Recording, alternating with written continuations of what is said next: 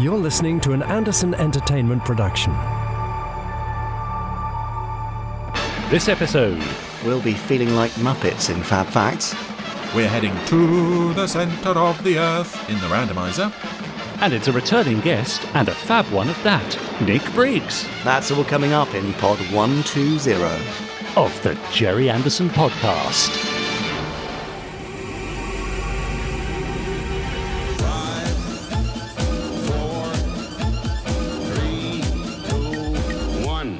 Let's get started.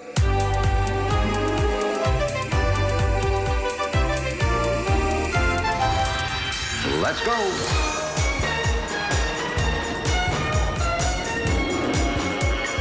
Spectrum is green. The Gerry Anderson podcast with Jamie Anderson and Richard James.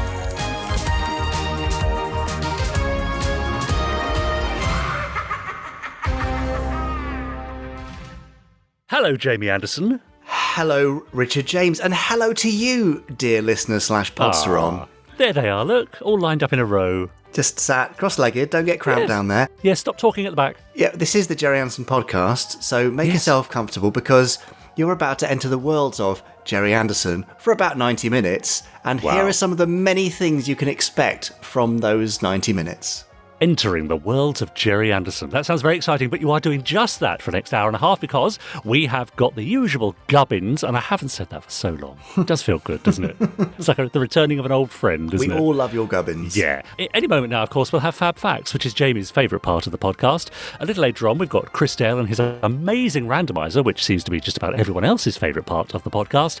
We've got some news, of course, because as we know, there's always brand new stuff happening in the Gerry Anderson universe. We've got some listeners' emails, we've got some Facebook messages, we've got some tweets, and I believe we've got Nick Briggs returning as a special guest for an interview this week. I'm so sorry. We're obviously running a bit low. No, we're not at all. We've got a great bank of guests coming up, but obviously with First Action Bureau coming out in just a couple of days' time, we wanted to have a chat with Nick. Well, I wanted to have a chat with Nick. Richard, you had no choice in the matter, so apologies. But we just wanted to give you a little bit more information about First Action Bureau, what you can expect, the exciting things, the future for it, what else you might see coming from that world, a bit about how it connects to the rest of the Anderverse. Yeah, interesting. Yeah, and you know, some stuff about how we wrote it and why we think it's cool. Now, will you be addressing a question that I have, maybe, Jamie, which is, I saw that you posted some rather cryptic comments about how First Action Bureau sort of ties in perhaps the newer elements of the Anderverse, Firestorm and the new Terrorhawks and so on. Does it stretch back further to your Thunderbirds and your Captain Scarlets, perhaps? Not at present. It's partly down to, you know, it's a lot of those old shows are ITV controlled and... you know, I would be totally open to working with them on a connected Anderverse, and there's absolutely space for that. But right now, they don't want to do that, which is totally fine by me. So we'll carry on with First Action Bureau, Firestorm, and new Terrorhawks, which I should say now is extremely different to the Terrorhawks you may know and hate from the 1980s. You know, it's very different. So if you think, how is this Spy-Fi First Action Bureau going to mix with the pantomime villains of Terrorhawks? Well... let me give you an exclusive now. Panto has been excised. Oh, no, it hasn't. There's been a pantomectomy. Did you really? For new Terrorhawks. So it's it's much more fitting with the worlds of First Action Bureau, etc. There you go. There's a bit of info for you. Yeah. There is. But before we get there, while Chris sits on his meditation cushion in the corner in front of a crackling fire, he looks very serene. He looks very blissed out, doesn't he? Yeah. Oh, the incense sticks. I can smell them now. Yeah, lucky Chris. It's jasmine, I think. Yeah. Well, while Chris enjoys his jasmine scent and his lovely comfy cushion, we're going to enjoy a Fab Fact. Oh. Now, time for this week's Fab Facts. Fab Facts, Richard James. I've got a book of Fab Facts. I'm going to flick through that book. You're going to shout Fab at a random point. Make sure it's random, though. And then I will read a Fab Fact from the page where you've stopped us because you've said Fab. Are you ready to say Fab? Go on, then. Here we go. Fab! Right. Yes? This is a great one. Oh, God, we've been waiting so long. It's taken 120 pods, but we're finally here. So, Richard James...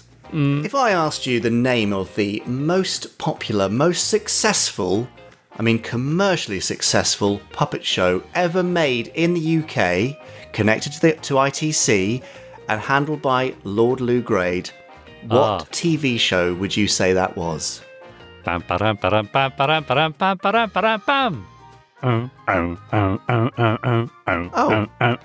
It's time to meet the Muppets. It's time to light the lights. Hey? No? Yeah, well, I was expecting you to say Thunderbirds, you see, but actually you're right. It is. It was not any Thunderbirds. No, because this is the Gerry Anderson podcast. Yeah, I see it now. Is. But no, but it that's what I was hoping you'd say, but you've not played along, and in fact you've ruined the whole thing. But that's fine.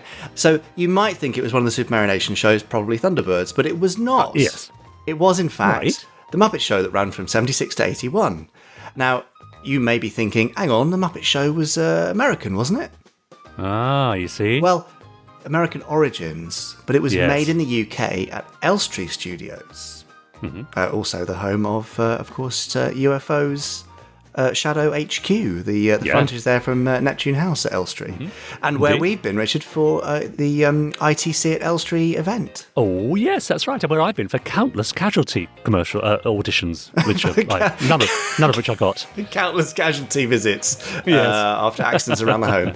That's right. So, no, The Muppets was made at Elstree Studios and was one of many, many, many shows that reused old Anderson props. So you can see quite a few UFO computer consoles in the Muppet Labs and Pigs in Space sketches, for instance. Oh, great. So, in fact, there is an instance where John Cleese appears on Pigs in Space Oh, yes. and wields a sword and strikes a prop that still has the words Moonbase Alpha Portable Nuclear Generator stuck on it. Oh, nice. Now, can we just say we do not recommend striking nuclear generators with swords? That's just, it should be a given, but, you have to be careful these days. yeah, Anyway, true. look, Disclaimer. I know we normally talk about props quite a lot, but we're not talking props today. We are, of course, talking Muppets. Richard, who is your favourite Muppet? My favourite Muppet? Well, a lot of people think I look a bit like Sam the Eagle.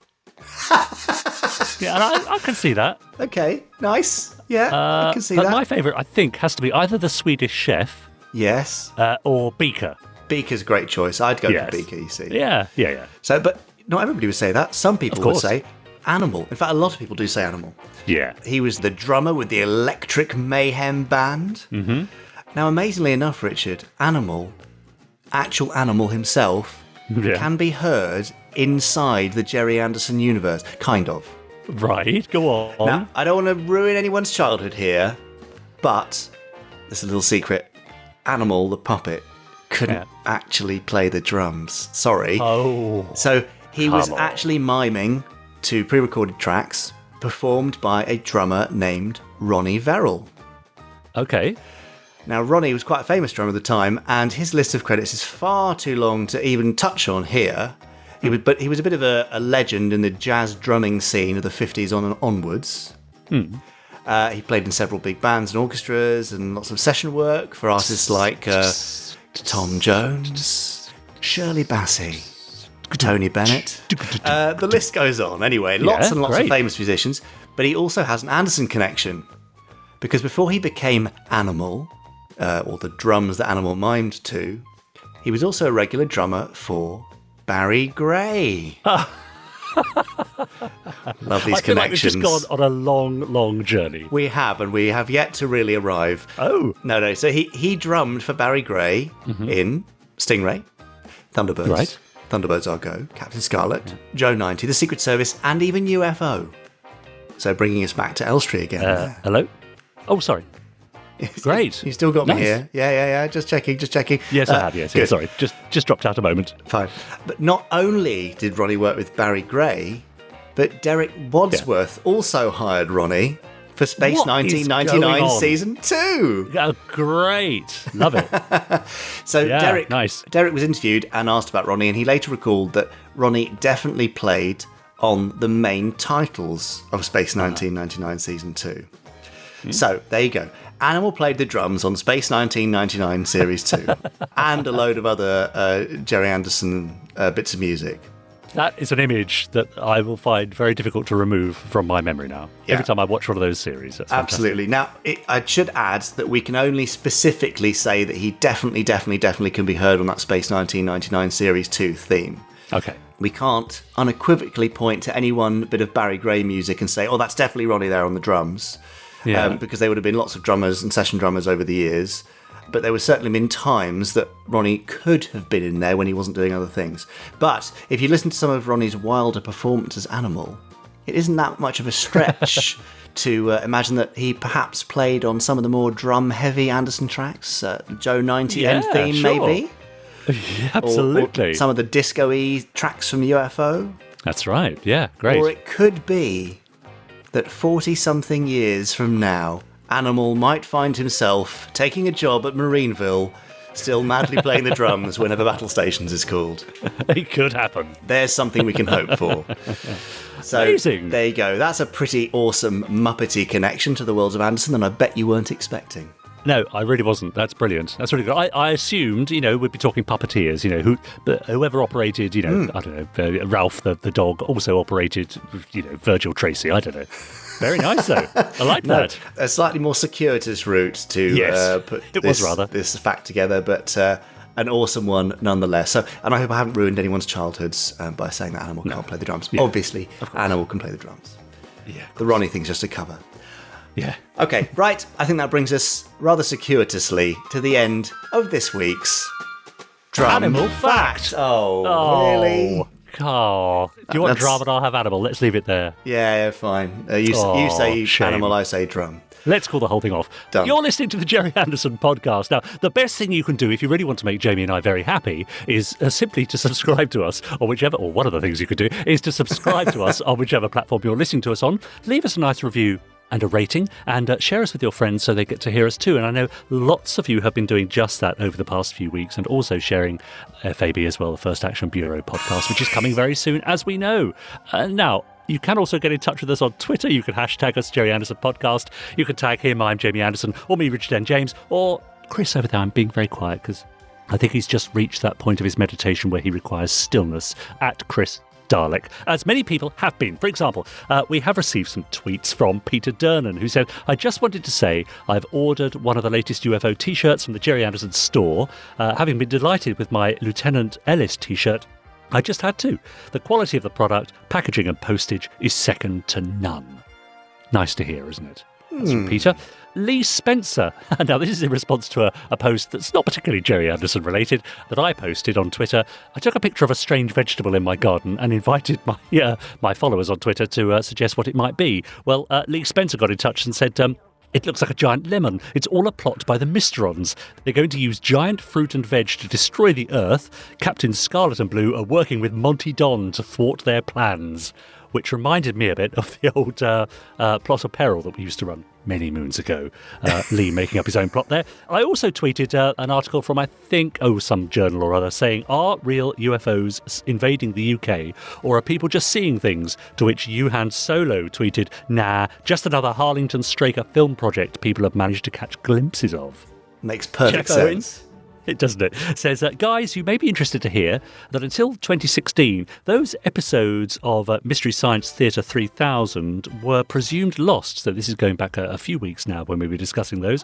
They were assumed lost, like the early Doctor Who stories, until master copies were found. Episode 3, Star Force Fugitive Alien 2, is the only show still missing. Interesting. And finally, Danny Rulestone posted a picture, see if you can guess what it was, and said, this little beauty arrived today in time for my rest days, 2 chapters in, and I'm loving it. What could he possibly mean? Well, it can't be any of your books, can it? Oh, it's Space Precinct Demeter City. Of course it was. Lots of happy readers of that book, I've noticed, Richard James. Yeah, is that fair to say? Nice reviews. Yeah, it is. Yeah, so the best thing you can do, if you have bought it and enjoyed it, do leave a review, because obviously it lets other people know that it's there, and it gets suggested on their sort of reading lists and all sorts of things. So yeah, take a look. Hope you enjoy it. We don't want people thinking it's rubbish, do we? We really don't. Because it's not. No, exactly. Thanks. So yeah, do get in touch. Hashtag us Gerry Anderson Podcast, and I'll read out more tweets next time. I look forward to that. I'm sure the listeners do too. Richard 5-star James. Now, yes. I mean, a few weeks ago, that Demeter City book was news. Oh, yeah. But the thing is, every single week here on the Gerry Anderson podcast, we have Gerry Anderson news. I know. So, bonkers. Shall we bring the listeners some news right now? Let's bring them some news. Here we go.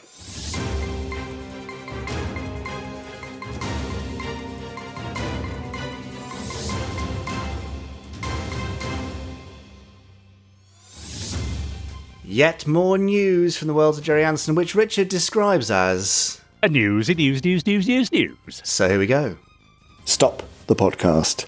Podsterons, it's Jamie here. We've got a bit of a problem because I recorded the wrong news and now it's very close to release and I need to record it in a hurry for you, but I'm not with my microphone. So here we go. First Action Bureau is coming. As we've been going on and on about for so long, I'm sorry to keep going on about it, but it would mean the world to us if you would subscribe, listen, rate and review to that podcast. Just search First Action Bureau, make sure you're subscribed and let us know what you think. We want to make lots of free entertainment for you, build new Worlds of Anderson, and this is just the first step in that. So if you would support us there, it would mean the world to me and the rest of the cast and the crew. Also this week, Thunderbirds Day, the 30th of September, make sure you grab the special limited edition Thunderbirds Day t-shirt. It's only around for a week and then it will be gone forever. There are a lot of products being retired from the Gerry Anderson store to make way for some cool new stuff. So make sure that if there's anything you've been keeping an eye on, you grab it before it's too late. We will have retirement parties for stuff in due course. So we'll make sure to let you know before stuff disappears. But just wanted to give you a heads up there. And those of you who've pre-ordered Big Chief figures, good news, they will soon be on their way to us from China. They have been paid for. We're arranging shipping right now. And we expect them to land in the UK towards the end of November. So not long, but goodness me, it has been quite a long wait, but the light is there at the end of the tunnel, and I'm sure they're going to be fantastic. The photos we've seen from the factory, the Thunderbirds boys in particular, look absolutely gorgeous. We've got a few left that will be available. More details on that soon. As usual, check YouTube and the website for more news updates, but for now, that's the end of this slightly dodgy and poorly recorded Gerry Anderson news. That was the news. Another bumper crop. Well, sort of bumper crop anyway. Yes, it's good. Particularly excited, obviously, about the Thunderbirds Day t-shirt. I think that's going to go down a treat. Yeah, and looking forward to that. Just in case I didn't emphasise it quite enough there, it is going away on the 2nd or 3rd of October. You've got a very small window to grab it, and I've had lots of people going, "Oh, I missed out on the Breakaway t-shirt from Breakaway Day." So they didn't put that voice, and I'm putting that voice on for emphasis. But yeah, please do go and grab it, and you can wear it with pride. Now, dear listener at home, do you have the facility to use email? Do you have a computer, keyboard, maybe an internet connection? You're sounding a bit patronising now, Richard. If you do, then you can email us, as lots of people have been, at podcast@gerryanderson.co.uk. For example, Hannah has been in touch to say, "Hi, Jamie and Richard. How have you been? I've still been keeping well. I've recently been treating myself to all things Thunderbirds. After much thought, I finally decided to buy the new soundtrack CD from the Gerry Anderson store. I've also found the audiobook of Space Precinct Unmasked, and I'm planning to download it on my next payday." Speaking of books, says Hannah, I finished reading the 6 Thunderbird novels by Joan Marie Verber. Yes, she says, I recently enjoyed joining International Rescue on New Adventures, getting to know the characters a bit more, and discovering their backstory. After finishing each one, always left me feeling very happy. The episodes will be much more interesting for me to watch from now on. What's good about books is that you don't have to worry about finding replacement voices for the characters. I can hear Peter Dineley, Shane Rimmer, and David Holliday's voice in my head as I read. Isn't that interesting? I hadn't thought of that before. It's true, though. Do you not get that? I get that when I'm doing scripts for Big Finish. Absolutely, I've been doing a lot of Tom Baker's recently, and when I'm reading the scripts, I can just hear Tom's voice. That's right, yeah. So, fun, isn't it? Yeah. Hannah continues, unfortunately, I have a little bit of bad news. Oh, no. I haven't got the last Thunderbirds novel, Arctic Adventure. I left it too late. I really hope I get a chance to read it someday just to finish the story and discover what happens next. Hope you're keeping safe. Looking forward to future podcasts and products. FAB from Hannah. What a shame, Hannah. Missed out. Well, I can tell you that I think we will be working with Joan to try and give those books a new lease of life. There's an exclusive on the Gerry Anderson podcast. Great. We're talking to her right now about ways to get them out there again. So more on that as we have it. But absolutely stand by for literary action. Oh, brilliant. So, all is not lost, Hannah. Ed Dutra got in touch to say, hello, Jamie and Richard, and you'll see why I paused over his surname in a moment. A couple of podcasts ago, said Ed, you read my Space 1999-centric email, and Jamie asked a couple of questions. First off, he says, yes, I have listened to the Breakaway audio drama and thoroughly enjoyed it. I was impressed with the reimagining of the story, explaining the events leading up to Breakaway. I was a little late to the podcast game and missed out on the Breakaway limited edition CD set, but was finally able to snag one after a recent Gerry Anderson store warehouse find. I've also, he said, pre-ordered the upcoming Volume 1 limited edition set, and I'm curious to see what happens when the Alphans finally encounter planet Meta. As for which series of Space 1999 I enjoyed most, you were correct, Jamie. In my opinion, Series 1 is definitely the more entertaining and intriguing of the two series, but for me, Series 2 holds just as much entertainment value because, that would be telling. Oh. Rather enigmatic, wasn't it? Yeah, that is lastly, very. says Ed, I know. He says, in line with the great Yost versus Yost versus Yast name debate. If you remember that, Jamie. Yost, Yost, Yost, Yes. Yost. Well, Ed says the correct pronunciation of my last name is Dutra, not Dutra, as I've been calling him for the last few pods. He says, the last 100 pods, I think. Yeah, I've definitely heard you saying Dutra before. Dutra. But he says that it's not a big deal, Richard, as I've been called much, much worse over the years. So's Richard. Yeah, exactly. And one more here from Joe, who says, hi, Richard and Jamie. I've just recently discovered the Gerry Anderson YouTube channel and then your Gerry Anderson podcast. What? I know. You It's only funny, just discovered it? Crazy, isn't it? Oof. Okay. He says, I'm trying to catch up with them all as fast as possible. It's such a fun, relaxing podcast with all your chat and Chris's amazing randomizer. I think you may have got the meaning wrong in there. Yeah, Yes. with all your chat and Chris's randomizer. Exactly, that's right. I was introduced to the Gerry Anderson world with Stingray. My parents bought me a couple of VHSs and I watched them again and again to the point that the VHS did the classic death of exploding out of the cassette. Yes, I remember that. It gets tangled up in the mechanism. Anyway, he says, I was 10 when Space Precinct was on. We didn't have Sky, so I only saw a few episodes. I have since watched the full episodes on your YouTube channel and forgot how good it was. I'll definitely be buying the series to watch in full and go back to watch all the other Worlds of Anderson, especially UFO, Space 1999, etc. In fact, says Joe, I'm about to become a dad of twin girls, so I think I will try and get them into all the great Super Barry Nation series, such as Supercar, Fireball, Thunderbirds. Massive excuse to watch them myself, as they're much better than the computer-generated animations on now, and, I think, more realistic. Oxygen pills work in space, right? Possibly. Guaranteed. Anyway, he says, thank you for getting me back into this wonderful world. Hopefully you'll be able to air all the series on your YouTube channel as a subscription service one day. Cheers from Joe. Well, I hope all goes well with the birth of your twin girls. Yes, good Lovely luck. news. Do let us know how it goes. Yeah. We get Great. such a variety on here, don't we? I love it. Wonderful, yeah. So do get in touch. Podcast at jerryanderson.co.uk. It's funny that I mentioned variety because there's a total lack of it coming up in our interview. No, you say that. We often get people saying, wouldn't it be nice to have some returning interviewees, don't Yes, well, I can tell you that Nick is not the only returning interviewee, so obviously we've got Nick Briggs next. But Samira Ahmed has been in touch with me. Now, she is loving UFO currently. She's been rewatching the box set. She's fallen in love with it all over again, and she's desperate to come back and talk about UFO. So you can expect a revisit from Samira. I don't think Kevin will be joining us this time, so... Oh, you might get a word in. I may have to say a few more words this time. Sorry in advance. But, you know, Samira is so full of fun, bright, intelligent analysis of these shows. I don't really need to do anything. We'll just get her on to do a monologue, essentially, about UFO, I think. Yeah, brilliant. Great. So we've got that to look forward to. But for now, we'll have to make do with Nick Briggs. Oh, go on then. Nick Briggs, as you will all, I'm sure, know, is the voice of the Daleks, creative director at Big Finish, Mr. Doctor Who, but also has made some steps into the worlds of Gerry Anderson. He wrote and directed the reimagining of Breakaway last year, and now has co-created and co-written First Action Bureau with me. So I thought I'd get Nick on to have a chat about all things First Action Bureau, give you some tidbits, tell you what you can expect, tell you where we might be going next. And, there might even be some exclusives in here somewhere. So should we hand over to another me and to Nick Briggs? Yes. Here we go.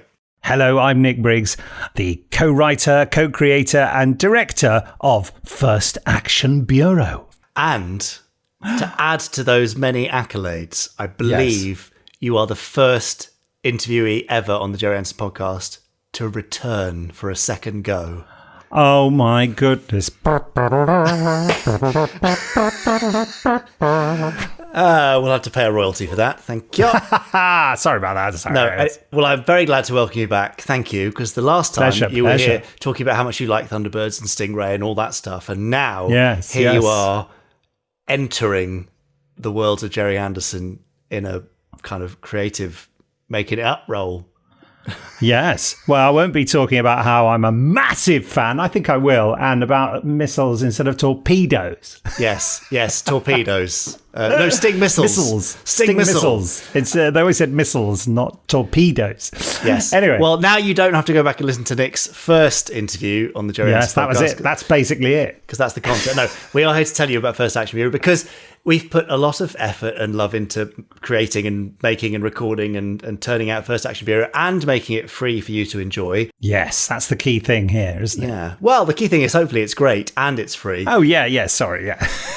That's the idea. It is, we've done our best. What can I say? We wanted to give you some insights into the creative process, what you could expect, elements you might recognise, all that sort of stuff, and just talk a bit about it and hopefully get you enthused because by the time you hear this, the first 3 or 4 episodes will already be out. So if you haven't listened yet, hopefully by the end of this, you'll be straight there. Well, not now because we want to talk about it first. Yeah, just wait. Hang on a minute before you go. The moment we're done, please go and subscribe to First Action Bureau. So, how do they do that, by the way? Well, they just search First Action Bureau on their podcast app of choice. Yes. And then press subscribe. Or if you just typed it into Google, would that get you somewhere that would find it? It will, or you can go to firstactionbureau.com. Just search for it, you'll find it somewhere. Or with an organotron, you can switch it to First Action Bureau Detection. Oh, no, sorry, I just made that up. That is not a way to find it. Absolutely not. So, Nick, could you succinctly and thrillingly say what First Action Bureau is? Not just it's an audio drama, with a full cast for free, but what's the story of it? Well, the story is about an organisation that tries to eliminate all deleterious elements in a future quite utopian society. Yep. But there are elements that are trying to destroy that and turn back the clock, if you like. And our main character of this agency, First Action Bureau, which uses artificial intelligence to try and predict what people will do to, harm society. Our hero is Nero Jones, and she's the agency's best agent and assassin, really. She does all the nasty stuff. She gets involved in something that seems routine. And then question marks and weird experiences occur. Yes. And we start to realise that all is not as we or she believe to be true. Does that help? That's great. I love that. Okay, so what you're saying is that First Action Bureau is a top secret organisation. Yes. using technology in the future to save mankind. Yes, now there's a familiar theme. It almost feels like a Gerry Anderson show. Yeah, that's funny that. I mean, not just because we wanted to do that sort of, we're steeped in that, aren't we? Yeah. You've for family and enthusiasm reasons, and me really because of my age and the fact that I grew up with all the great Anderson series, from Supercar onwards, really. And so it was lovely to switch into that mode, but give it a modern twist, really. It's got a harder edge, hasn't it? I think that's fair to say. Yes, and there are a couple of naughty swears in there, aren't there? Not really, really naughty, but a bit naughty. No, middling to naughty swears. So if you are of a nervous disposition when it comes to breaches of language, then you should probably not listen to it. And certainly don't listen to it with, your 6-year-old in the car. This is really, it's a 13 plus audience, I think. Yeah, I think that yes, definitely. Yeah. It's more grown up. It's more sort of how a modern audience would appreciate a UFO or similar, I think. I think that's a very accurate summation. There you Jamie. go. Okay, so if you're 12 and listening to this, I'm really sorry. In fact, I know we have a listener in that age range, at least one. So just listen to it with use your judgment as to whether you can cope with it or not. Although, to be quite frank, my 11-year-old son will probably listen to it anyway. Okay, well, we'll leave that up to parents, shall we? Whether they let their kids listen to it or not. Parental choice, parental guidance is advised. So, Nero Jones, you stole the name. So are we actually telling people that? Oh, well, I mean, they could just search for it online and probably find That's it, couldn't true. they? Do you reckon? I search for it now, see if you can find it. All right, okay. I mean, it's if I can find it, it's an homage, but if I can't find it, it's stolen. Is that fair? Yeah. It comes up, it came from a very obscure source. And we thought, oh, well, let's think of a name like that. And then eventually I just said, it's just such a good name, isn't it, Nero Jones? There's such a great contrast to it. Nero being such an arch kind of, you know what I mean, melodramatic name, and Jones being just like the bloke from down the road kind of thing. And I think that you put those two names together, and Nero's an unusual name for a woman as well, but is entirely allowable. It absolutely is. In fact, a search for Nero Jones reveals a young lady called Nero Jones. Wow. Who's about to sue us. He lives in the US. And yes, she studied at the Delta State School of Health Technology. So there we go. It's not about you, Nero. Yes. It's a different Nero Jones. Different Nero Jones. But here you go, authentic name. But it is a cool name. And the more I think about it, the more I see her as Lady Penelope mixed with Ed Straker. Yes. Plus the darker side of Joe 90. Is that fair? I didn't know Joe 90 had a darker side, but imagine if he did, Well, that's because people talk about Joe 90, which is not one of my favourite shows, but I think the potential impact of going through the big rat all the time. And true. the potential implications there. I think that's interesting, and that is certainly part of Nero Jones's life and character. Well, it's certainly given my experience of virtual reality. If I went in the big rat, I would probably throw up.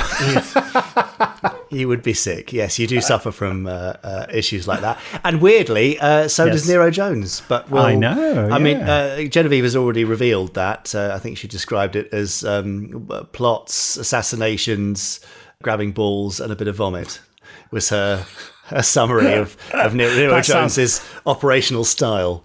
That sounds like she's grabbing a bit of vomit, which is not pleasant and doesn't happen. No, that does not happen.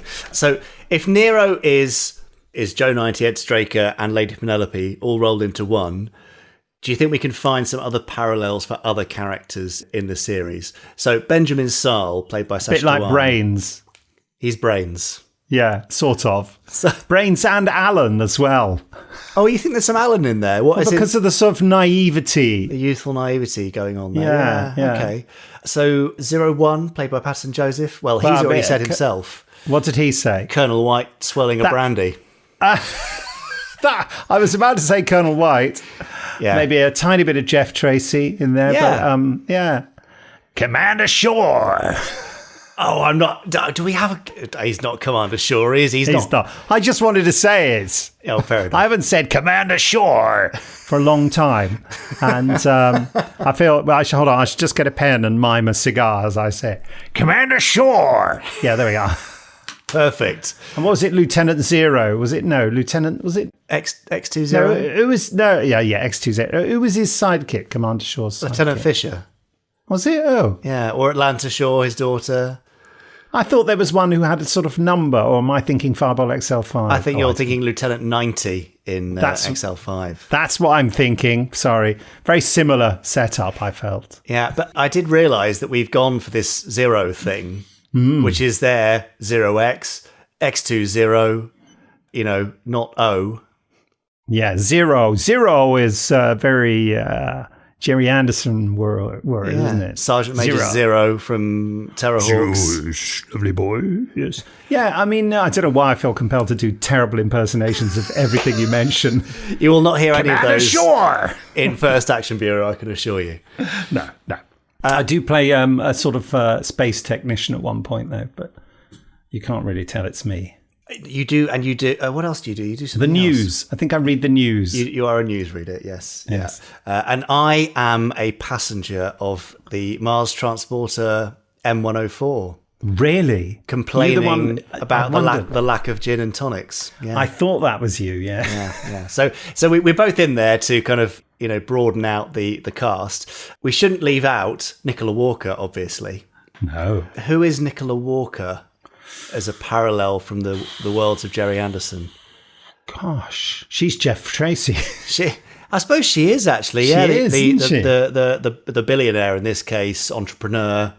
I mean, she's an Elon Musk. We've said before, I think. But, yes, and she's a bit of a guest role in First Action Bureau. That's a fair thing to say, isn't it? Yes, I guess that's right. It's not real nice.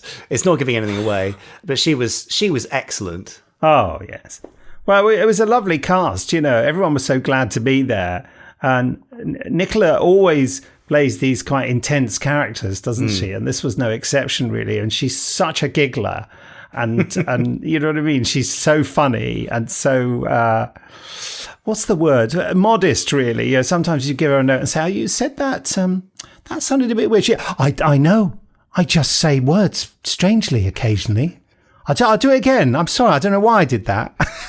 It really makes me laugh.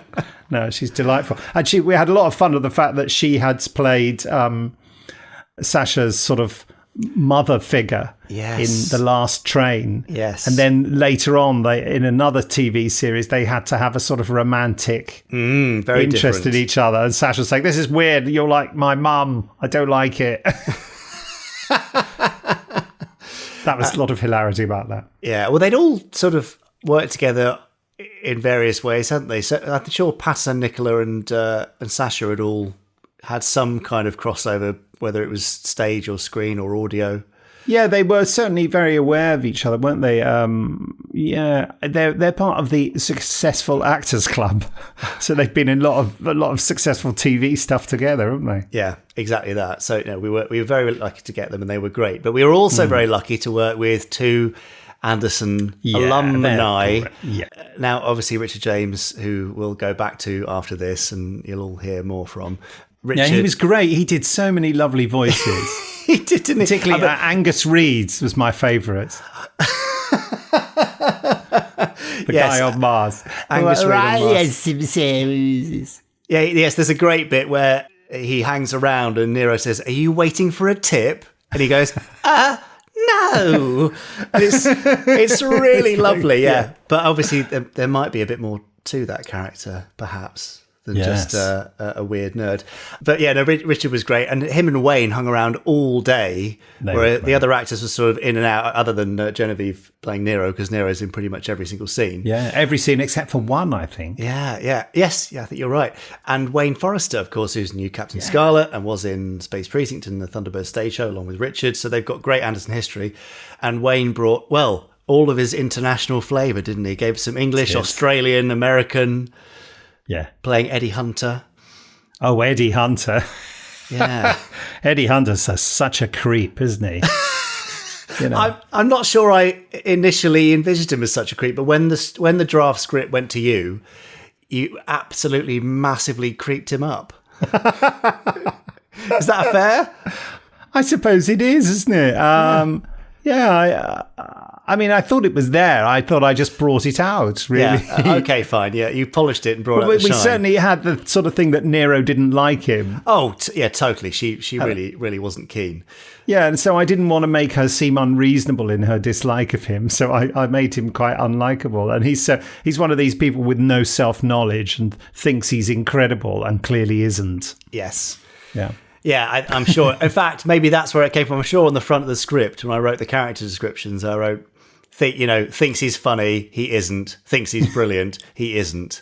Yes. Something like that. So, yeah, spot on. Now, just since we've kind of crossed onto the writing process, I just thought we should let people in a little bit to know how that worked. So we chatted about this over breakfast and chatted back and forth for a while, dropping in ideas and that kind of thing. Over breakfast, just one breakfast one morning, yeah.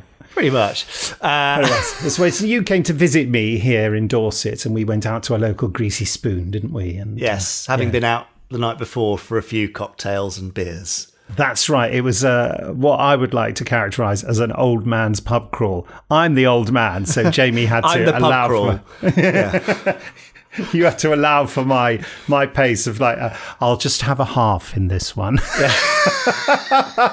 And also, I think we only went to 5 places, maybe. Is that right? That sounds like a lot to me. Yeah. Okay, well, fine. We went out for a small pub crawl and talked about it, and then phoned up some ideas over breakfast, and then just chucked some ideas back and forth. That's right. And you let me in on one of your writing secrets, didn't you? Which is basically, well, you basically said, I've forgotten, it's so secret. Whenever I want to come up with a good plot, I just refer back to an old film I like. And you mentioned a particular one. Now, I can't remember the film, but it's one where a guy, like a spy type character, discovers like a couple of bodies propped up somewhere in a cargo hold. Yes, When 8 Bells Toll. There you go. So an Alistair MacLean book movie. Yeah, because there was a point at the beginning of this where we'd kind of gone, it should be spy, but I don't know where or what they'll be doing. And you dropped that in, and that then kind of gave the idea of potentially some kind of inbound or outbound cargo ship, which then transferred into making it more interplanetary. So it was never going to be earthbound, but it was going to be a bit more kind of terrestrial in its proximity.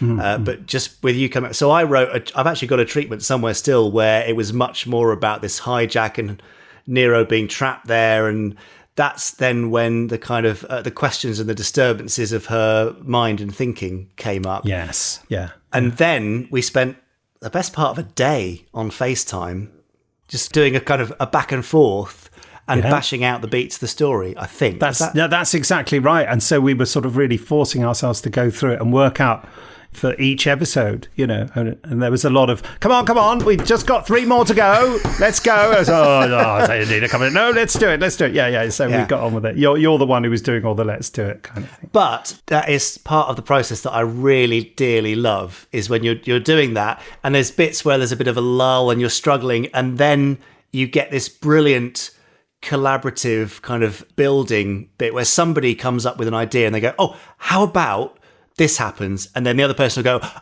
and then she could do this. Yeah. And then then someone else goes, and then that loops back to this thing that happened before. And it just has this lovely, sparky, kind of organic building process.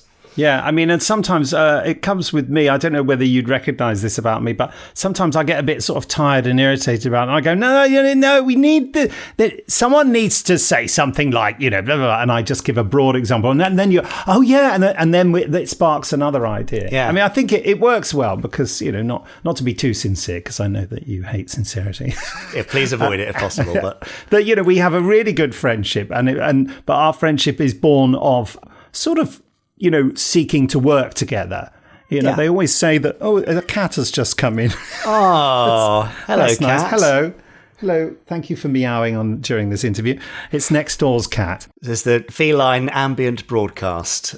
FAB, get it? Sorry, carry on. Very good. And now she's going to start chewing all the leads and cut us off in the middle of this interview. The great writer Alan Ayckbourn, who you may have heard of, who's written loads of brilliant plays over the years, he said that, it's all right to work with a friend as long as you got to know them through work. If you got to know them as a friend and then you decide to work with them, it's almost always disastrous. So even though we got to know each other sort of socially, we were seeking work the whole time. We were trying to find ways to work together, and I was trying to find projects that you could work on for Big Finish, for example. Yeah. So I think I said something like, when we first had a lunch together, I said, "Are you any use to me?" I think I said something like that. Is there anything you can do? Yeah. That does sound like a thing you'd say. And because of that relationship that we've sort of accidentally forged, I think that the working process was really, exciting and interesting, and I've loved it. And, I look forward to doing more in the future. Yeah, well, hopefully we will do. I mean, there's more story to be told here. As for how the process continued, is that then after you'd got all that stuff down, you wrote a fairly detailed sort of script for was it the first 3 episodes or something? I did a more expanded sort of beat outline. So we had like a sort of a 10, 15 page document which showed everything that was going to happen in the series. Yeah. And then I said, shall I just draft out a couple in a basic form? Did those first 3 in quite a lot of detail, and then just went, I'll just carry on. And finished the full thing in varying degrees of looseness of draft. Yes. And then passed it back to you. And then I think you started reading the first 3 and went, there's quite a lot here. And then got to 4 and 5 and went, where have all the words gone? Yeah, this is no good anymore. I was being sort of quite harsh about it. And you said, don't forget, it's really rough. It was almost in the vein of, and then she says something a bit like this, except you just wrote it as a line, which I think is a great skill to be able to do that. I kind of fiddle around with lines a lot before I settle on them. And so then I went through and sort of rewrote a larger degree as I went along, sort of more and more dismayed by the brevity of what you've written. I suddenly thought, hold on, I'm supposed to be writing this as well. So of course he's just written it very briefly. But the first 3 or 4 episodes, you'd done a lot on, hadn't you? But I think I just found that by doing those, I then had enough to structure the rest of it. I felt like the characters were there enough in my head that I could then switch to, and then this, and then this, and then this. Listeners, I should let you know that Nick is currently just playing with the cat, basically, and not paying any attention. I'm just trying to stop her from destroying everything in this room. She's gone into affection overdrive. It's not even Nick's cat. I know. He's just stolen it. We also, after that was done, before recording, did a read-through, didn't we? Oh, yes. Which I'd suggested, I think. Yes. Shall I insert a clip of that read-through now? I think you should. Okay. Here it is. Windswept desert, wind gusts across the desert, a hatch in the ground opens and Nero climbs out, activates comms, burble of encryption.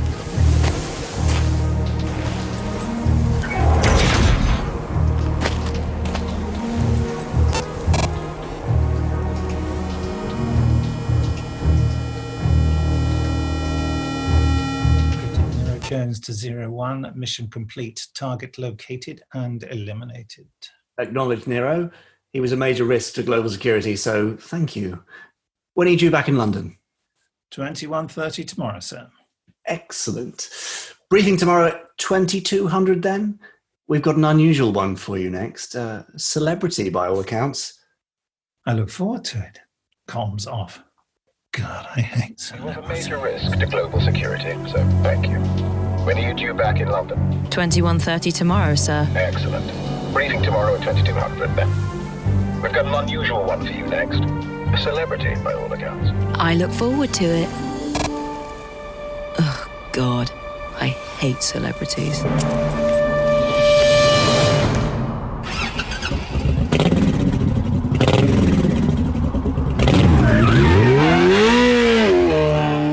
So there you go. How it all sort of unfolded in a terribly unprofessional way, and then how it became professional when the actors got involved. Exactly. I mean, I think that also, the read-through is for timing, but also just for us to get some perspective on it, reading it out loud and sort of performing it in inverted commas. And even though there was a little bit of hilarity going on, we kind of really threw ourselves into it, didn't we? I mean, I really enjoyed it. Performance going on there, I'd say. to as far as I'm able anyway. But there's everything in there from, hang on, that doesn't make sense because earlier on she was doing this and now that doesn't happen, through to repeats of words across lines of dialogue that sound odd. And even I remember there's a bit where they visit a lunar base and they're sent to what in the finished episode becomes level 14. But in the script we wrote was level 11, and level 11. Level 11. It was a bit. So just tiny tweaks like that, and then I think even once we'd locked the script and recorded it, which was a lovely full day, and we should talk briefly about your directing and how we sort of do all that. Even in the kind of post-production process, we've gone, actually, it would be great if at the beginning of episode 4, for example, we have this kind of recap piece because we're releasing the first 3 episodes up front. And so some parts have been recorded later on. We've done a couple of pickup lines. We've done an entire new scene for one of them after the main recording, and also clipped a few lines and moved them between episodes and stuff. So yeah, it's a fluid, living, moving beast right up until you hear it, really. In terms of the direction stuff, weirdly, for this, sometimes when I'm writing something, I'm like, I really want to direct this. I never wanted to direct this. I always wanted you to direct this. Oh, what's that then? I mean, obviously, because I have great confidence in you as a director, and thank you. When that's the contractual obligation line there. No, because when it comes to directing, pretty much everything I know about directing, I've learned from you, or from screwing it up, and then going, "Oh, I shouldn't have said that," or there's a better way to do it, which amounts to the same thing. Yeah, well, no comment there. So no, but I don't know why. Some things that I want to direct, and some things I'm like, I want to write this, but I don't want to direct it. But I mean, how did you feel about directing it? Was it a bit of a chore, or were you like, I'd love to direct this thing?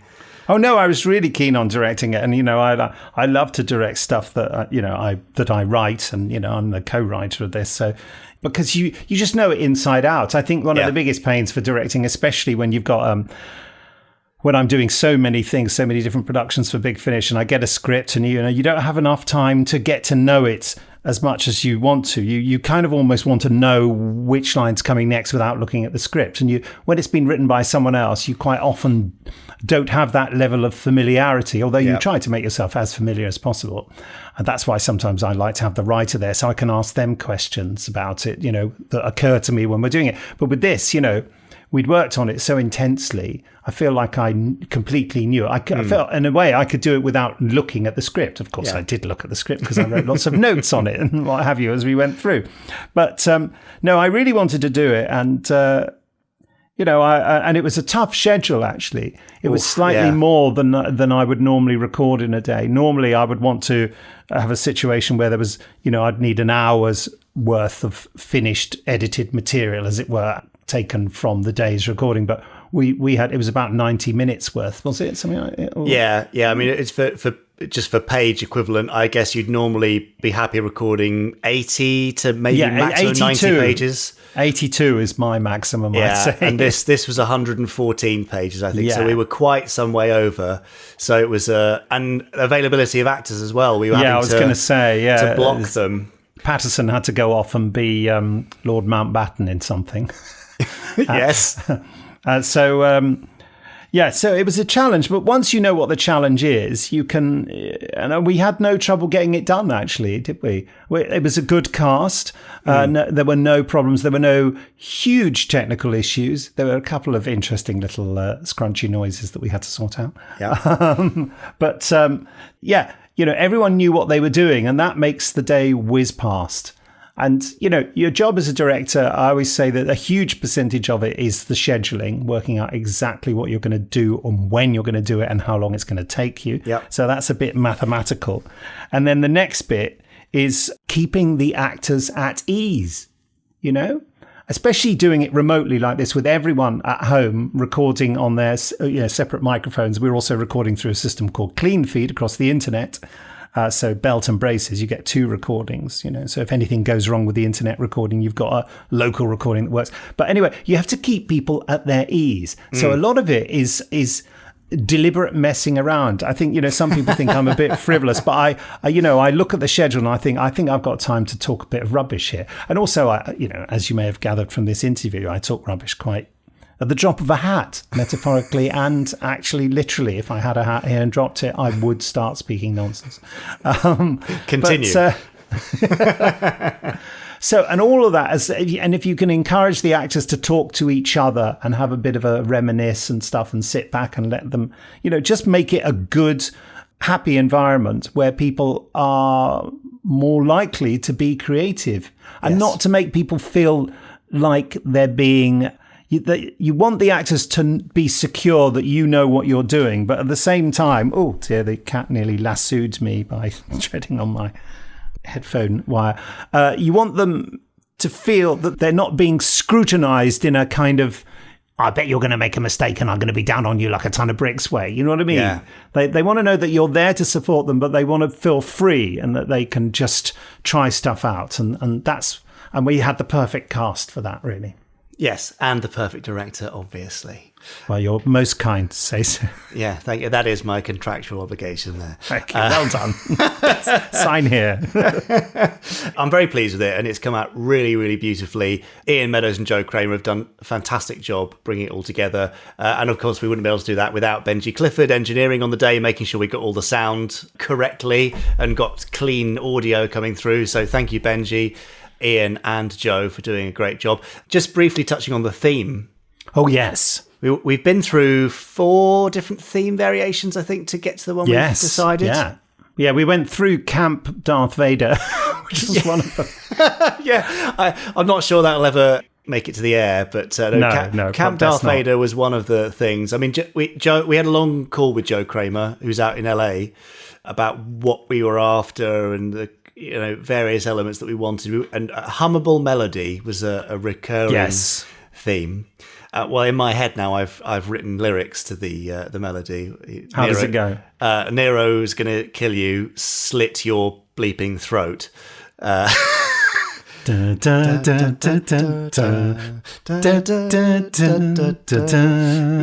see how that works. It's a great tune, isn't it? Every time I review an episode, where I am in the next few minutes, I'm just humming it and singing it all the time. I've whistled it in the shower quite repeatedly. There you go. Well, that's a good sign. But so Joe gave us that melody on the sort of 4th version, and then we added some elements, added some choral stuff. Yeah, you were very keen on the choral. But I think that works, and also the choral stuff has some meaning. Oh yes. There are actually a lot of musical storytelling elements, not just scary stuff or weird, but actual themes and musical foreshadowing and all sorts of stuff. Yes. Joe has been really, really smart. Stuff that we talked to him about early on, but he's really carried through. So yes, it's sounding marvellous, and I hope you are enjoying it if you've listened already. But if you haven't, and I hope that what we've said now certainly won't stop you listening to it and may in fact encourage you to do so. That's the point of this. Yeah. So, I mean, look, if you want more free First Action Bureau, more free content like this, then the best thing you can do is subscribe to it, listen to it, and let the world know. And you can do that by reviewing it and rating it on whatever podcast app you use, sharing it with friends, talking about it on social. Just get more people involved. And, I wonder how many people will get the twist before it happens. Yeah, no, that's going to be interesting, isn't it? Yeah, and this is a whole new Anderson franchise, and it's in your hands, folks, to make this come to life and for there to be an even more exciting future for all of us with it. Absolutely that. Well, on that note, please now go and search for First Action Bureau on your podcast app of choice, be that Apple Podcasts or anywhere else. Subscribe, have a listen, give us a rating and a review, and actually email us. We'd love to hear what you think. Oh, yeah, that'd be lovely. To email us FAB, that's FAB, at gerryanderson.co.uk, and we hope you enjoy First Action Bureau. Right, there you go. There's everything you could possibly want to know about First Action Bureau. If you have not yet subscribed, please, listener, go and do that now. I mean, even if you're not going to listen to it, it just supports us and makes it more visible and helps other people find it and all that sort of stuff. But the first 3 episodes are launching this coming Thursday, the 1st of October. So there's half an hour of free, brand new Anderson goodness for you to get your teeth into. I think we all need a bit of escapism, and I really think the First Action Bureau is a great way to escape all the stuff that's going on right now. If you just need a little break in your lunchtime, on your commute, if you're commuting, if you're going out for a little walk, or if you just want to, switch off and do something else for a bit. It's a bite-sized way to enter the worlds of Anderson anew. Brilliant. And how interesting to hear from Nick there, because, of course, with all the legacy shows behind us, we don't very often hear from someone who's, involved in something that's being made right now. I mean, we had it with Firestorm. We've got it with First Action Bureau now. It's very exciting. Yes, nice. You keep saying it, don't you? There's new stuff, and there really is, and there's more beyond, stuff we can't even talk about, and blah, blah, blah, blah, blah. Yeah. So, yeah, that's right. Lots more to hear about, and as always, you'll always get exclusives and interviews and chat right here, Podsteron, so thanks for joining us. That's right. Now, listeners at home, are you on Facebook? I wonder if you are. Some of them might well be. So, yeah, well, you can join the Gerry Anderson podcast listeners group. It's very easy. Just go to facebook.com/groups/Podsterons, for that is what they're called, and you can join in all the fun. They have weekly screenings, sometimes more than that. They have quizzes, games, gift games, and post their thoughts, pictures, art, and all sorts of stuff. Mark Perkins, for example, has posted this. As far as I know, no Gerry Anderson show ever featured on the cover of the TV Times, which is an astonishing omission. It wasn't until the 90s repeats on the BBC that they made the cover of the Radio Times. TV World is a magazine I've never seen before, which does have a fabulous cover. So he's talking about listings magazines. TV Times, for those of you who don't remember or who are abroad, was a listings magazine for the ITV network, whereas Radio Times covered radio and TV from the BBC. And now he's posted a picture from TV World, a lovely picture from Stingray, but what really caught my eye was it also includes an article, Holiday Knitting for the Family. Ooh. For the family. On holiday, knitting. I want to copy that right now. But yes, interesting, isn't it, how seldom Gerry Anderson shows, I think they would now, to be honest. Obviously, it'd be big news. For sure. I remember when Space Precinct happened in the 90s, we had some inside pages and interviews and features and so on, but again, didn't make the front cover. We did, however, make the cover of Face magazine. Really? Yeah, I did, ironically, considering you couldn't see my face. Oh. Yeah.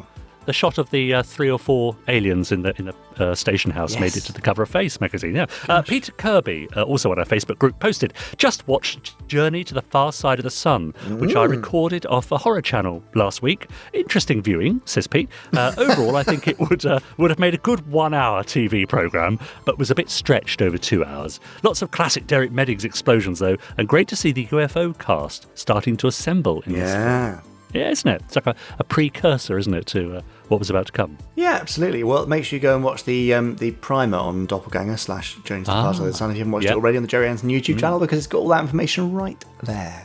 Yeah, great. And Lindsay Roberts has posted, "Nothing like using my lunch breaks wisely, but I've just watched Alias, Mr. Hackenbacker, and where does Scott go?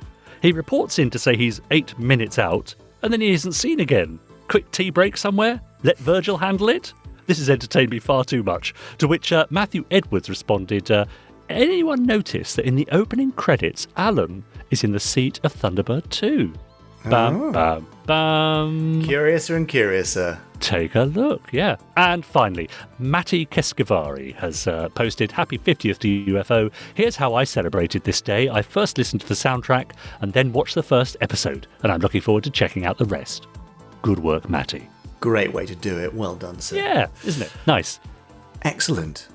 Richard James. Yes? Seeing you're talking about sitting back and enjoying an episode of something. Yeah? Shall we wake Chris from his meditative slumber? Yes, do it gently, though. Okay. Just give him a nudge. Yeah, I'm doing it That's really it. gently. Oh, Chris. Oh, Chris.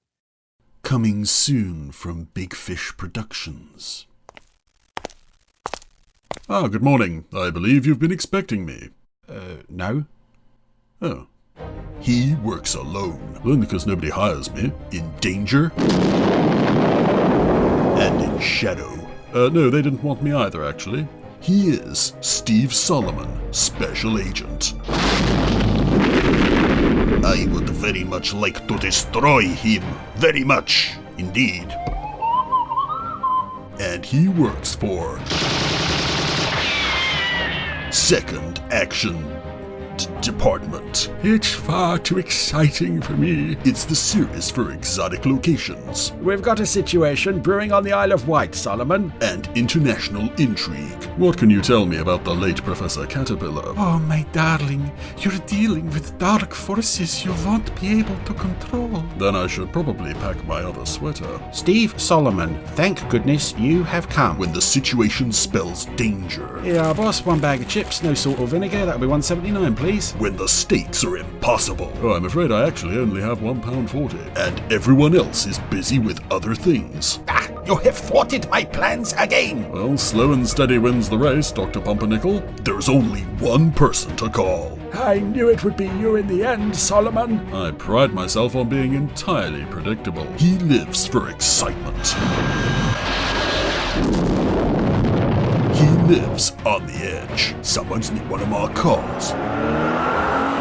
Oh, you know how you really draw the listener's interest in a trailer like this? You include someone making a cryptic comment in order to make the series seem all epic and mysterious. Like something is coming. Oh yes, that's a good one, because then you can build it through the whole season. And have it go more or less nowhere in the 2-part finale. Yes, that's right. He's got it. Yes, that's it. And he goes into space, whoosh, or travels through time. Dr. Watson, I presume? Or something like that. Why not? Hold on tight, everybody. Because here we go. Unexpected item in bagging area. Oh, bother. And maybe there's a robot monkey in it. How much do you remember about who you were before? Da-da-da-da-dow. Pew, pew. I can't even remember what I had for breakfast this morning. You don't eat breakfast. Then no wonder I'm feeling peckish. You've been running your whole life, Solomon. This is where it ends. You're quite right, General. Now that I have this rather nifty motor bicycle, I'll be on my way.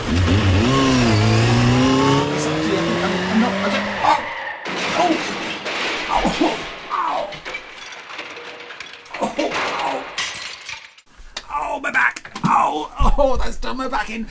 Oh, Marina, be a dear and fetch the deep heat. Oh, this is what comes of pretending to be something you're not.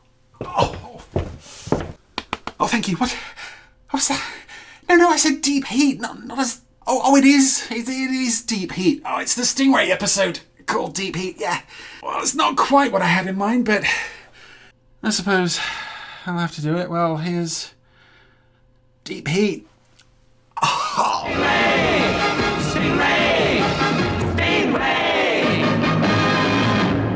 So, welcome back to Stingray on the Randomiser, and this is a Randomiser installment with a couple of firsts, actually. Firstly, I believe, although it's not evident from watching the episode anymore, I think this episode was the first one to open with the full colour sea water explosion, you know, the standby for action bit. Unfortunately, on DVD now, it's been replaced with the earlier black and white one for some reason, but I'm pretty sure that's correct. As poor little sea probe cruises along the bottom of the ocean floor. But even more exciting, and indeed quite worthy of the important sounding music as we cross to Marineville, where Lieutenant Fisher and Commander Shaw are monitoring sea probe. Remote controlled undersea survey probe in position south-southwest, 2000, reference 4. Probe signal varying at 55 and 80 sonic megabars per minute. Yes, we'll be through with this section soon. Yes, Commander. This sure is a swell way to survey the ocean floor. I know it, Lieutenant. Oh, I should also actually mention this is explore space. Yeah, no manpower actually in danger. Another of those amazing moments we have. To note the probe's findings, that's all. Yes, I know another. The same actor talking to himself, playing two different characters, Commander Shaw and Lieutenant Fisher. He can go out and enjoy himself. And by this point in the series, you were getting these... Oh, there's a nice cameo from the Wasps jazz band there. It's 2 or 3 episodes before they even appeared. Yeah, you get some really nice argument scenes between Commander Shaw and Lieutenant Fisher, similar to those in Fireball XL5 between Commander Zero and Lieutenant 90. With unmanned instruments. So it's amazing that it's the same actor doing both characters. That, do you? Relax, phones. I was only kidding. Meanwhile, the Stingray crew are out for a night on the town. Nice and snug while Sea Probe is in that cold old sea doing all the work for us. Some familiar puppets at the bar behind them as well. But anyway, I mentioned a significant landmark event in the history of the Randomiser. I have a new microphone. So if this episode sounds completely different to normal, and I hope it does, because I spent enough money on this thing, that will be why. I previously was recording on a little portable, a Tascam portable recorder, which, although it has variable direction microphones on the top, it's not really a proper microphone setup as such. So, this is actually the very first thing I've recorded with this new microphone.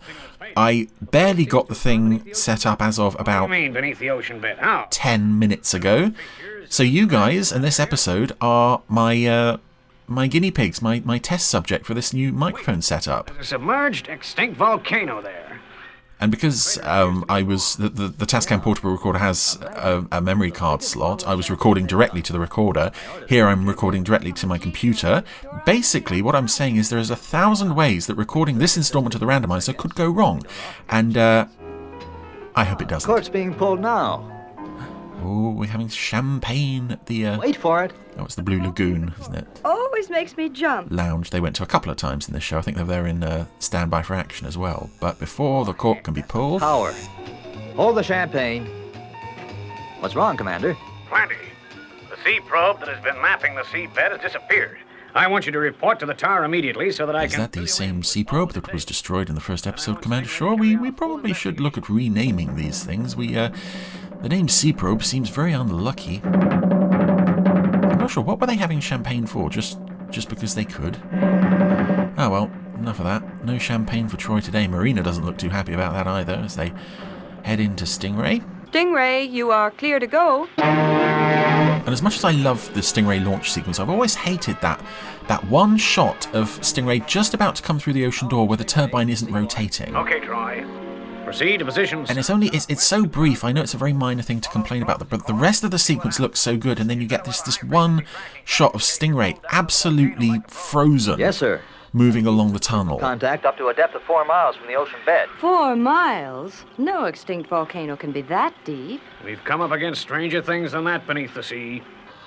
Acceleration rate 6. Rate 6. Now, although I probably first saw this episode on the BBC, I have stronger memories of it from being in the Invaders from the Deep compilation film. This was the final of the 4 episodes that were mashed together to create that little film. Stingray and Area Reference 4, sir. Okay, Atlanta. Keep a close track. It was a compilation of Hostages of the Deep, Emergency Marineville, The Big Gun, and then this. And it... Radar dead ahead. Although those episodes are very... Standby phones. The framing device for the film is Titans telling all his subjects to destroy Marineville, which in the case of this episode, as we'll discuss later, isn't really appropriate. It does make sense to have this episode directly after The Big Gun, because in The Big Gun, Stingray went into a subterranean sea further... We're going down! We're being pulled down! Deeper than they'd ever gone before. Gotta keep her on an even keel. And the ship was almost crushed. And now, this time, they're prepared for another subterranean trip. Stingray from tower. I didn't get you last. And they've brought along this homing device communicator to... Start high-frequency tracking pack phones. Or high-frequency tracking pack, sorry. To allow Marineville to keep monitoring them. There we go. That's on now. The tracking pack's operating. Yeah.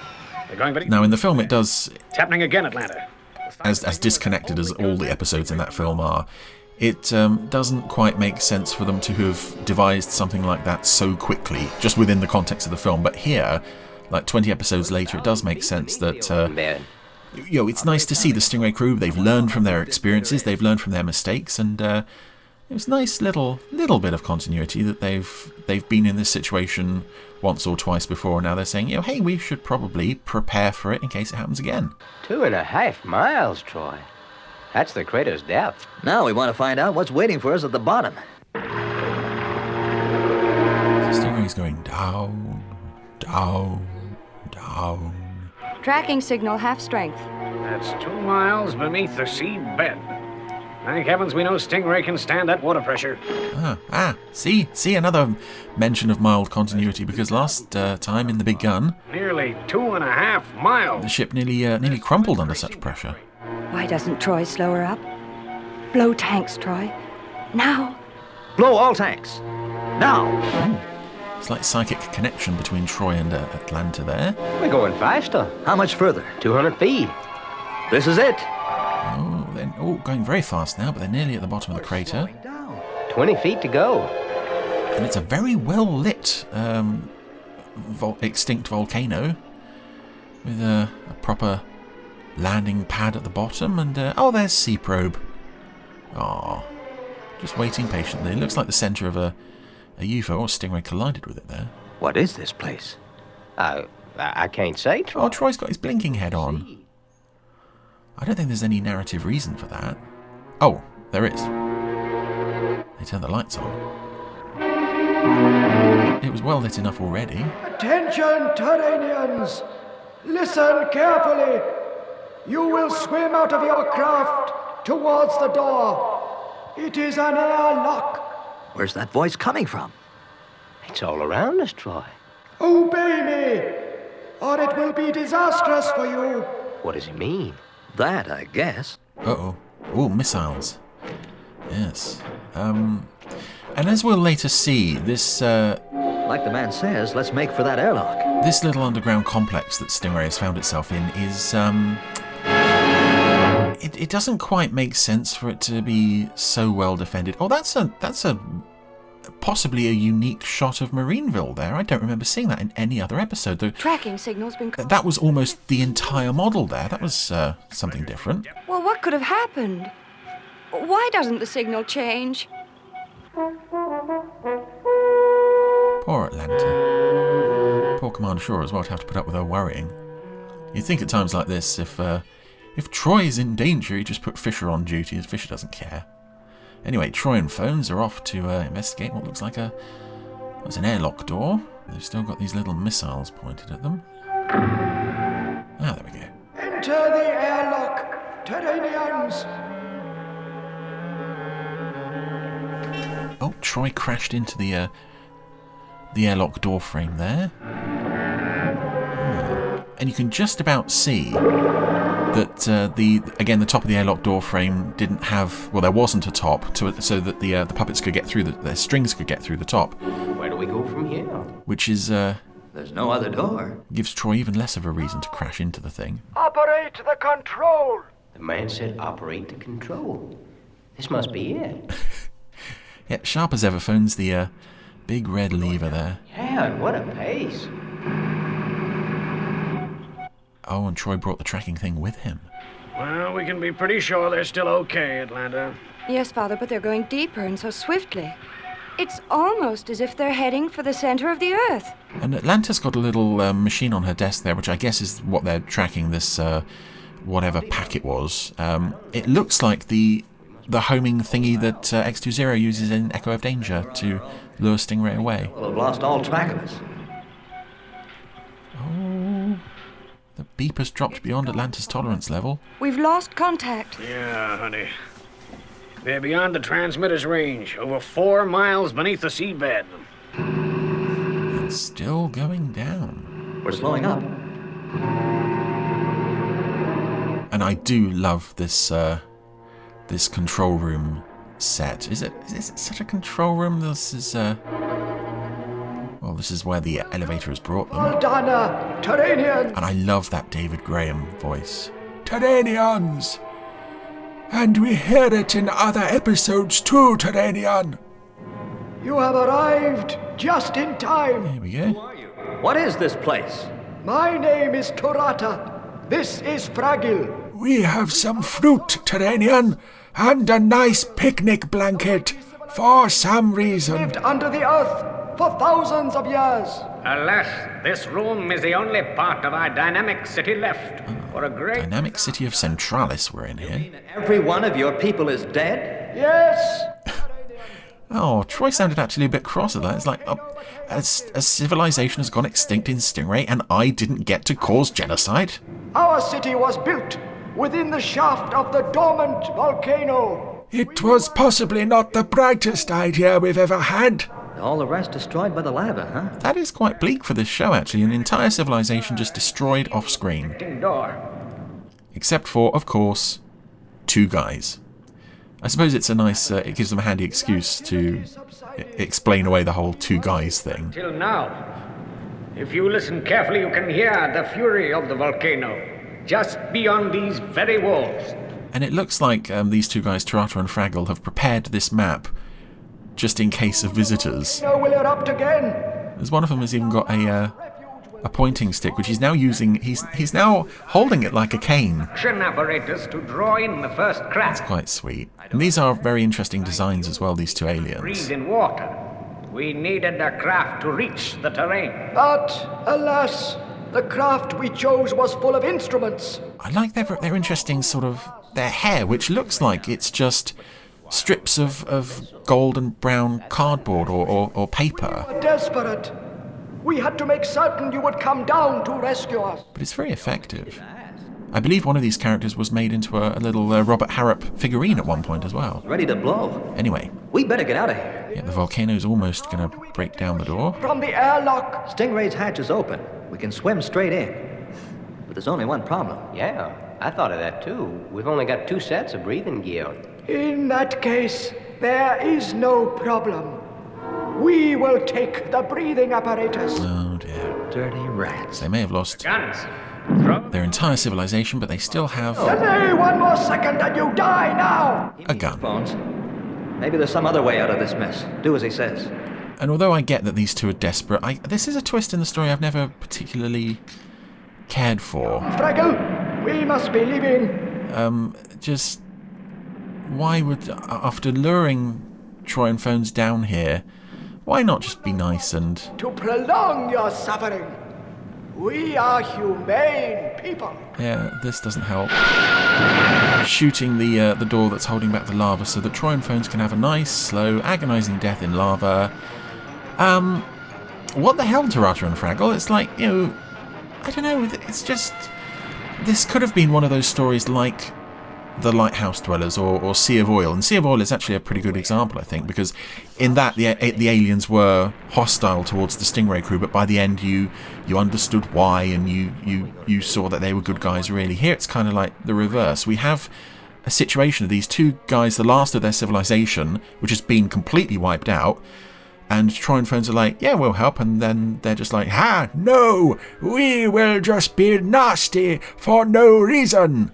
But luckily, Marina has recognised that Tarata and Fraggle are not Troy and Phones, and she's shut Stingray's hull. They're not getting in there. What do we do now? The hatch is closed. We cannot get in. And they give up amazingly quickly as well. I'm not sure if they even noticed Marina was there. It seems like there should be a shot where she's like shaking her head or making a gesture to them, saying, no, not today, boys. We will get them up here to open the hatch and then dispose of them. What is with you guys? Again, I like this story, and I like this, especially this setup with the lava coming in. There's some really nice, not just effects work, but this set, the way they're... Much longer, Troy. They're showing the lava breaking through. It's not just coming through the door now. It's coming through the walls of the cave and the walls of the city. Be ready. We must... Which I suppose must have put the puppets or even the puppeteers in some degree of risk, more than normal. And they are experienced enough to manage without breathing gear until we reach the hatch. Why didn't we think of that in the first place? We could have been nice to them. Oh dear. Yeah, all this stuff, the lava streaking down the walls. The elevator's coming down. Phones has got his smiling face on, because certain death, you know, that just makes him happy.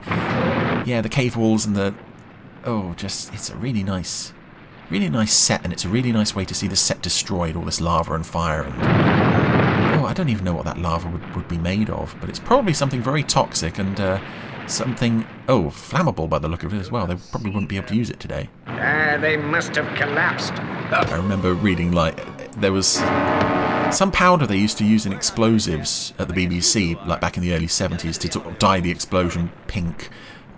You see it in Doctor Who with the Autons, you see it in Monty Python a few times, and it's later on it was like, actually this stuff is massively toxic, and while I would never accuse the AP Films team of deliberately putting their team in danger, I would have thought that there's so much fire and explosion here, so there's got to be some danger. Oh, and this poor control panel as well. We get some shots of this one control panel going up increasingly in flames. Oh, there it is again. So now the whole control room is trashed, and going to do with us? We're taking you back to Marineville, if we make it. And that's more than you deserve. What are our chances, Troy? Well, it all depends whether the... See, I just don't like this, volcano doesn't suddenly blow. These two who've lost their civilization, and they are the baddies. It's like, well, what is there to their baddiness beyond that? I mean, okay, they tried to kill Troy and Phones.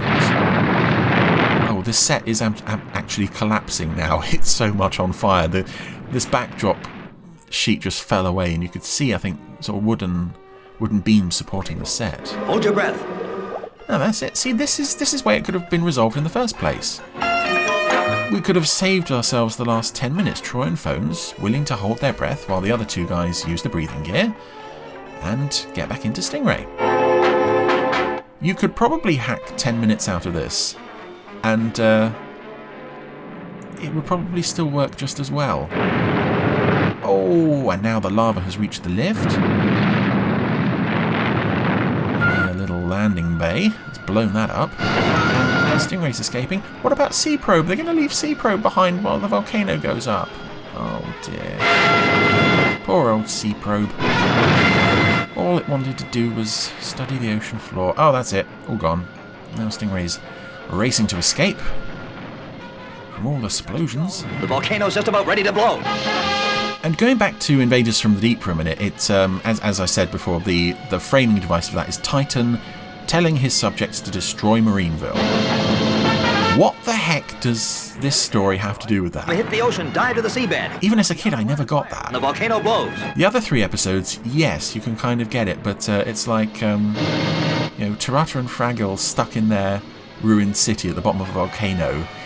They're not going to be much help in the final push on Marineville, I don't think. Anyway, Stingray is now out of the volcano, which is about to blow. They've got to dive for safety. Whoa, there it goes. Big water explosion. Tower to Stingray. Are you okay? Come in, Stingray. Troy!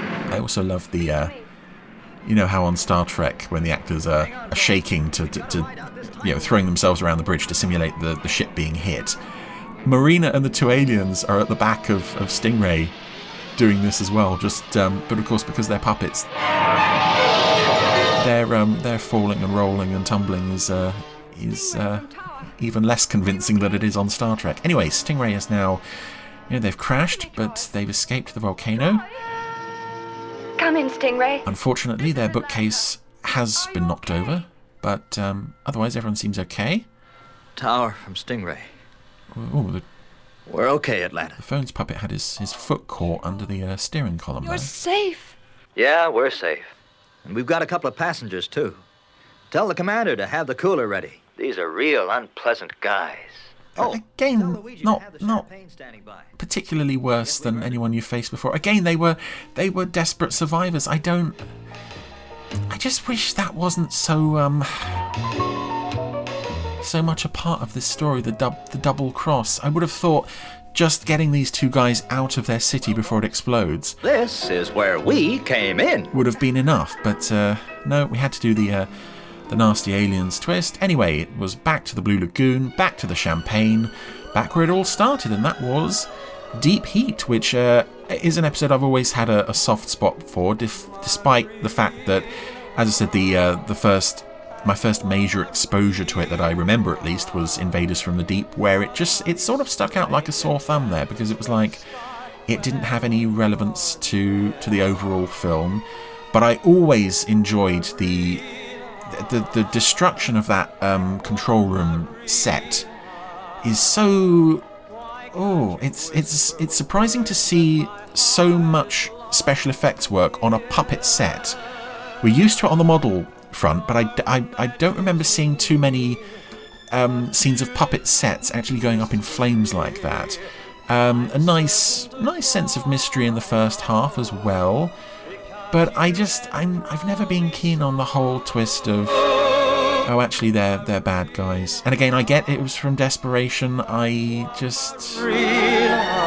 think it was like a story element too far that doesn't really add anything, but Deep Heat, it's been a part of my childhood nostalgia for Stingray, so I think it's going to be one of those episodes I'll always have a bit of a soft spot for. Not blind to its faults, but certainly an enjoyable episode of Stingray. Stingray Deep Heat. Now, I think we should congratulate Chris on that impressive action trailer up front. Yeah, I mean, it that did was sound great. rather familiar, didn't it? Yeah, what was it called? Second Action Department. Yeah, but hang on. Do you think he's taking the mickey?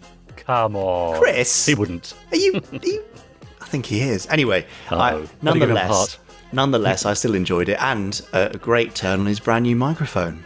Yeah, it sounded great. Great work, Chris. Thank you. And also a bit of Stingray. Can't really go too wrong with that, can you?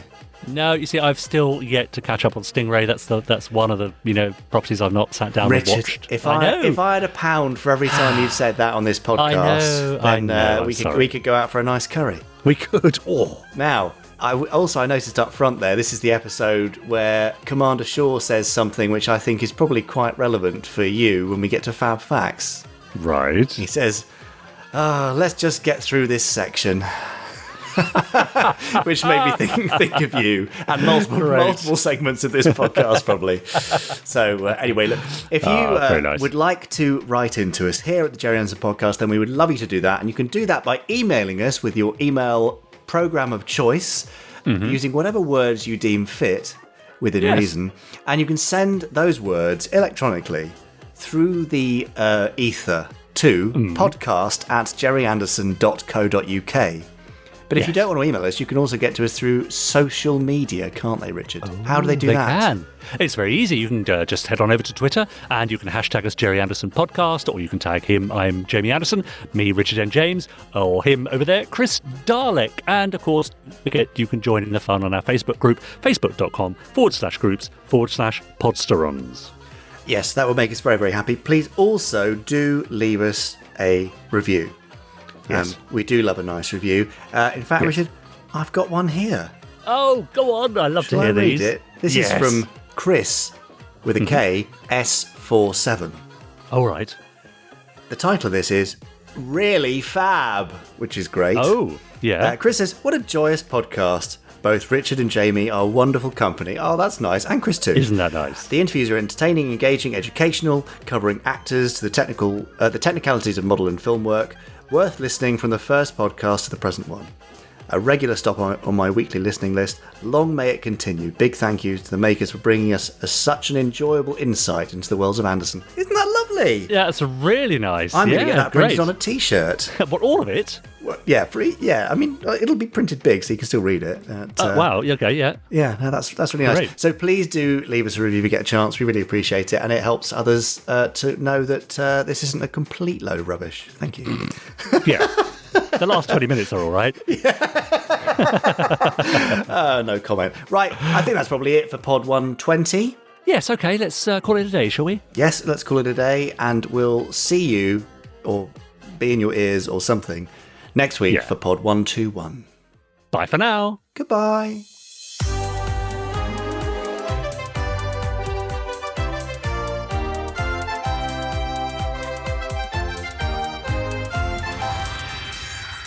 Stage 1 complete. Let's go.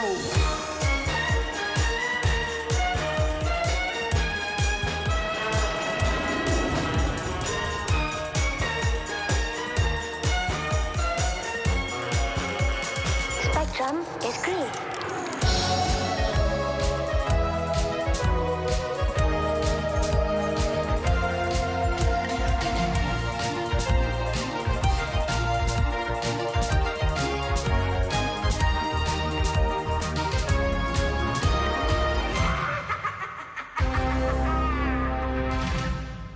Now, at the start of this, Dickie James, I said 120.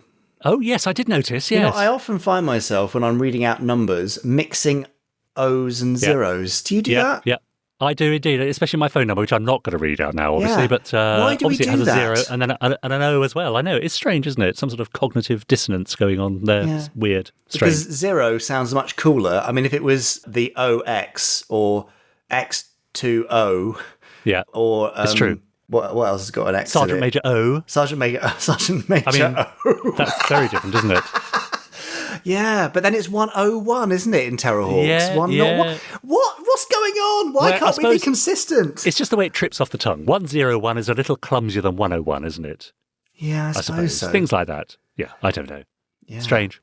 Very odd. Right. Well, these are the things that consume you in your daily life. It's really consuming. Well, because in First Action Bureau we've got 01. Oh yes, you're right. So it's but then there's also Mars Transporter Flight M1 04. No, we say 0 in this. Yeah, I would think so. M1004. Really? Not 104. No, they do say 104. I would think I was hoping First Action Bureau might be the first zero consistency Gerry Anderson production, but no, turns out we're all waiting for it. Yeah, well, we're all waiting for it. Okay, right. I'm going to go and slap myself on the wrist more than 0 times because I've been very naughty. Oh, naught. There's nothing. Right, okay. I'm getting obsessed with this. Already. Let's go. It's time to go. Have a great day. Bye. See you soon. You have been listening to the Gerry Anderson podcast. Wasn't it fun? You have been listening to an Anderson Entertainment production.